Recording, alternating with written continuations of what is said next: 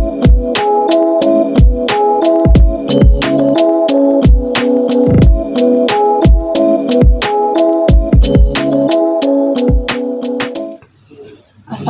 warahmatullahi wabarakatuh. Perkenalkan, saya Trigianti, peserta Latsar tahun 2022, golongan 3, angkatan 8, PPSDM Regional Yogyakarta dari pemerintah kota Yogyakarta.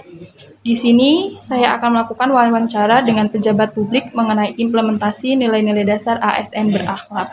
Sebelumnya, podcast ini dibuat sebagai bentuk pembelajaran dalam implementasi nilai-nilai dasar ASN berakhlak, yakni berorientasi pelayanan, akuntabel, kompeten, harmonis, loyal, adaptif, dan kolaboratif.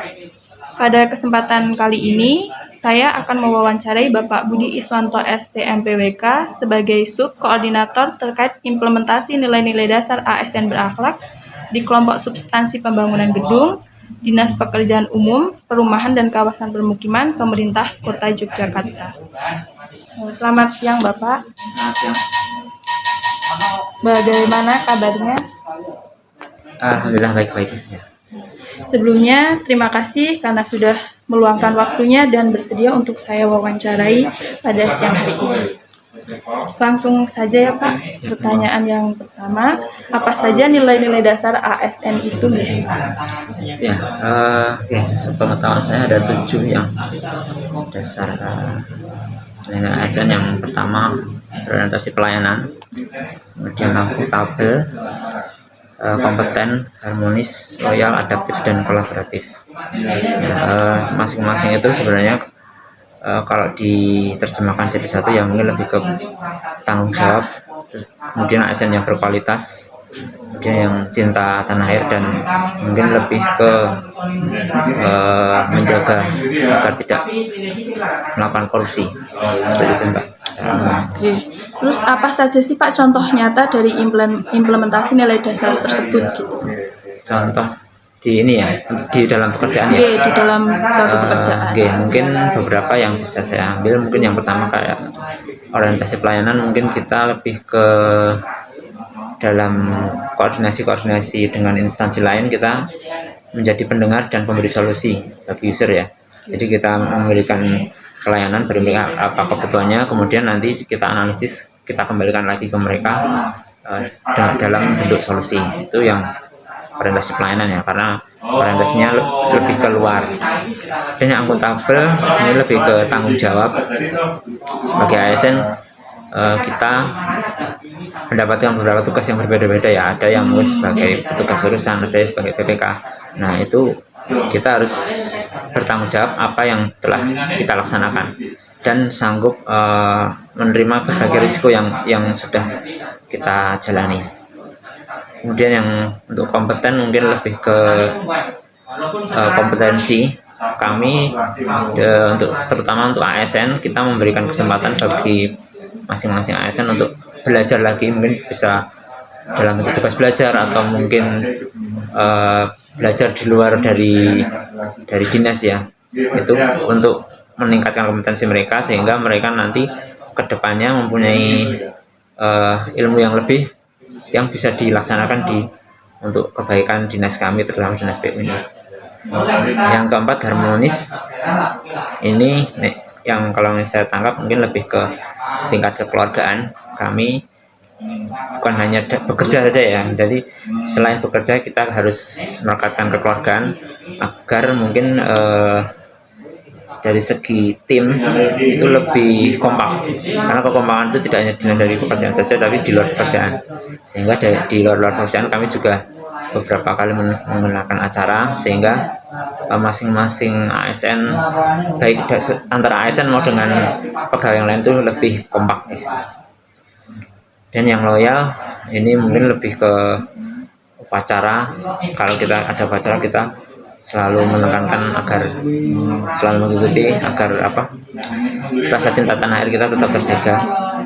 Kemudian menjaga kerahasiaan proyek, jika ada lelang atau tender itu kan beberapa ada yang meminta informasi, nah kita selalu tekankan jangan itu, karena sudah di luar ranah kita, itu menjadi kerahasiaan proyek. Itu kita tekankan untuk loyalitas ya. Kemudian adaptif ini lebih ke inovasi ya, kita selalu menginovasi agar kegiatannya kita lebih efektif dan efisien. Contohnya untuk survei-survei yang biasanya kita pakai manual, kemarin dari Mas Wijaya sebagai staff menciptakan semacam aplikasi simpel ya, sehingga meminimalisir penerbitan kertas dan mempercepat juga laporan, sehingga ketika kita survei tidak perlu ke kantor, kita langsung sudah laporan, sih efektif dan efisien, kita lebih terjaga ya. Dan yang terakhir mungkin kolaboratif ini ya, kita lebih ke kolaborasi dengan instansi lain. Ini kalau kita memang pembangunan itu tidak lepas dari koordinasi, mungkin dari IMB kita dengan DPM PTSP, kemudian dengan tata ruang juga. Nah, ini selalu kita lakukan koordinasi sehingga nanti kedepannya pembangunan kita tidak ada halangan, kita sudah laksanakan sesuai aturan dan lancar gitu Mbak. Terus kan ini kayaknya udah sesuai gitu ya Pak, maksudnya Ya. implementasinya di lingkungan kerja ini, atau menurut Bapak udah sesuai atau masih perlu ditingkatkan lagi gitu? Kalau sesuai sih sudah, cuman menurut saya memang belum 100% ya, karena masing-masing individu berbeda, terutama yang muda-muda itu sudah mudah, tapi yang mohon maaf yang sudah agak sepuh itu untuk mengikuti dasar-dasar ASN ini masih agak susah, jadi tergantung juga dari individu masing-masing ya. Terus ada hambatan nggak Pak, atau tantangan ataupun risiko dalam melaksanakan implementasi nilai dasar ini gitu?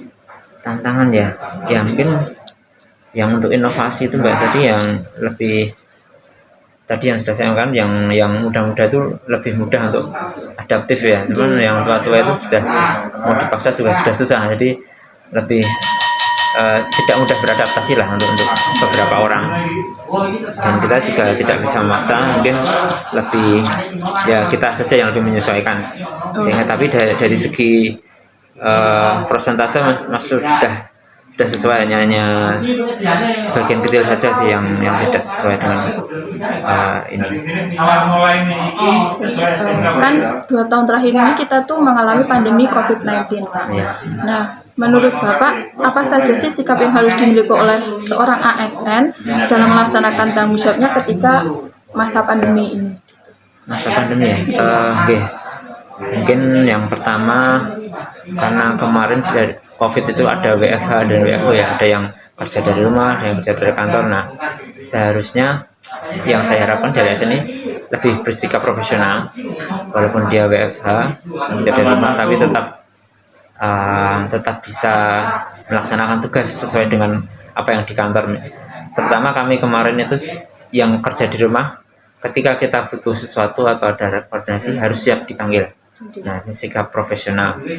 Kemudian kita juga harus ada toleransi dan empati, terutama dalam penggunaan masker atau jaga jarak, karena ya mungkin beberapa orang yang tidak menggunakan masker, bagi mereka mungkin tidak masalah, tapi harus ada empati.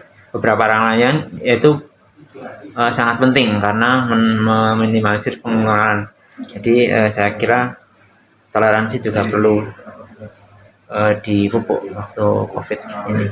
Oke, menurut saya. Terima kasih Bapak. Terima kasih atas waktu dan penjelasannya. Penjelasan Bapak tadi memberikan banyak ilmu bagi saya khususnya dan juga bagi CPNS pada umumnya untuk lebih memahami nilai-nilai dasar ASN berakhlak ini. Bahwa penerapan nilai-nilai dasar tersebut di sini tuh sudah sesuai, tapi belum 100%, perlu ditingkatkan gitu. Nah, itu tuh menjadi tantangan yang harus kita sikapi untuk memotivasi kita untuk terus belajar demi kinerja ASN yang lebih baik ke depannya. Sekali lagi terima kasih kepada Bapak Budi karena sudah bersedia untuk meluangkan waktu dalam podcast kali ini. Terima kasih Bapak.